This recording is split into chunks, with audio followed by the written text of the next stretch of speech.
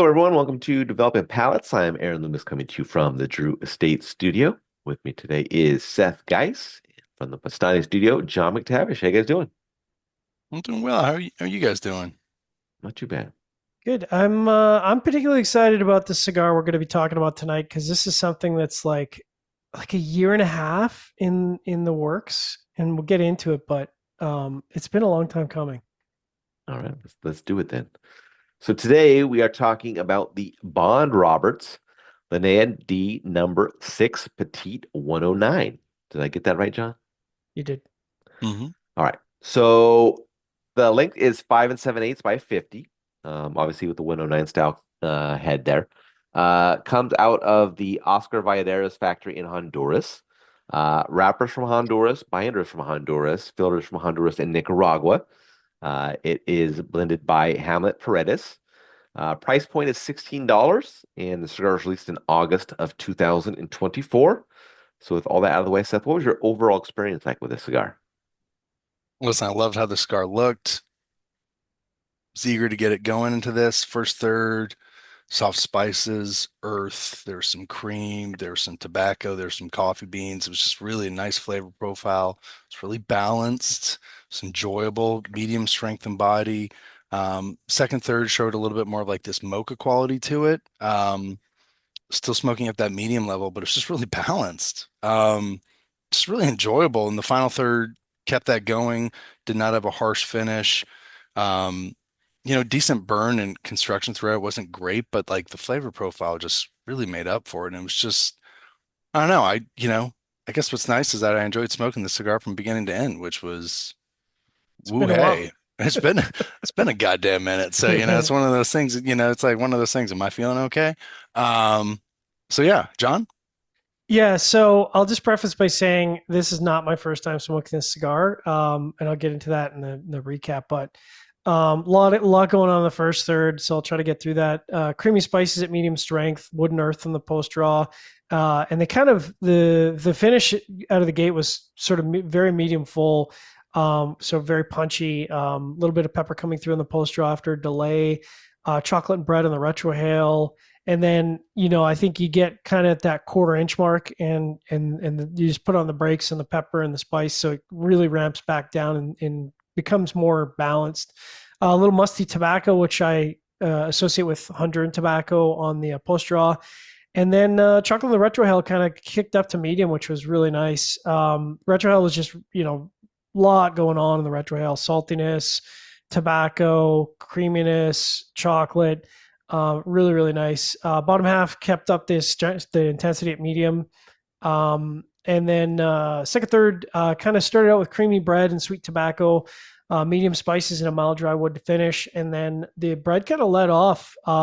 Again, the spices kind of pulled back a little bit of that musty tobacco, which again I associate with Honduran tobacco coming through, a little bit of citrus sweetness and some acidity.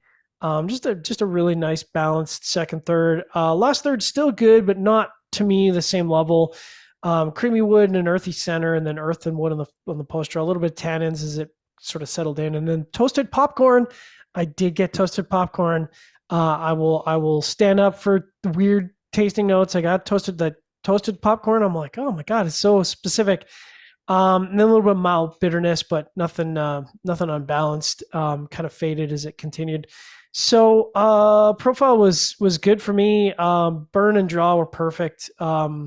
The interesting thing is, so Hamlet actually prefers the draw to be slightly in the snug, so like kind of in that 1.5 snug notch.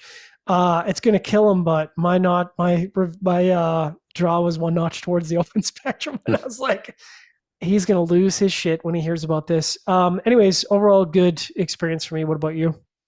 Yeah, for me, the cigar started with toasted cedar, earth, and slightly sharp baking spice. Baking spice transitioned to black pepper pretty quickly, and then some light creaminess joined a bit later. Second, third saw the black pepper mellow for a bit, and then the pepper ramped back up in the final third. Um, I thought the cigar just had an average flavor profile throughout. It was pretty linear and mundane, just kind of focused around that toasted cedar, earth, and black pepper. I was curious to kind of see what Hamlet was going to do with Honduran tobacco. Um, but it just wasn't all that interesting. I wasn't getting that kind of the nuanced kind of Honduran profile that I was kind of expecting to see there. So um, I'm curious to see what other things they're working on. So I'm definitely up for trying that. You guys obviously had good experiences, so maybe I just missed out on this one, or I just needed to wait for the next one. So I'm not going to come back to this one, I don't think, but I'll definitely try out any future releases. So all right, let's get into the scores. We're going to start at the top with John at 6.82. Seth gave it a 6.22, and I gave it a 5.45. So, John, how'd that 6.82 match up for you? Yeah, it matches up well. So prior to the review, well, I get more into it later, but there's a lot of different cigars that I've smoked from Bon Roberts and from their other series, and the Petit 109 was my favorite. So this score matches what my experience was during the tasting process prior to the release. So that's kind of where I expected it to land. Yeah. All right, so that's 6.22. Listen, I really like that. I thought it was just a great blend. I like the use of all the tobacco in there. I think it kind of helps Oscar Valladares. It kind of shows Hamlet doing what he can do as well. It's kind of like a win for everyone in that sense. So really cool size. Yeah, definitely smoke these. I think they'd like probably aged wonderfully as well. I think so. So really liked it. Yeah, my 5.45 matches up well. Average flavor profile throughout. Had a little bit of issue with the burn. It was perfectly straight through the first half of the cigar. Then the cigar kind of spontaneously went out, and then there Mhm. was another touch up needed later, a little bit later. So that kind of knocked down the score down a little bit. But flavor wise, it didn't really impress me. So not something I was really eager to go back to. So all right, final thoughts. So, just so full disclosure for the audience, you could definitely kind of call me a homer on this because I was essentially a member of a wide panel of people who got together on a regular basis to smoke basically test blends from various series, both in the Bond Roberts and the other series that they're doing. So I don't even remember how many of these I've smoked, but it's a few. And basically providing feedback on what I thought was good and what I thought wasn't good. So I'm like I said, I've smoked this a long time ago and then smoked a second version of this, and I'm very happy with. For me, this is a cigar I would buy and smoke on a regular basis. I think it's complex and nuanced and showcases Honduran tobacco pretty well. All right, wherever you're catching this video, be sure to like and subscribe and check out the full written review on the website, developingpalace.com. Also on the social media channels, and you can catch all of our review recaps on podcasts, so iTunes, Google Play, and Podbean. Thank you for tuning in. We will catch you on the next one. Petite 109.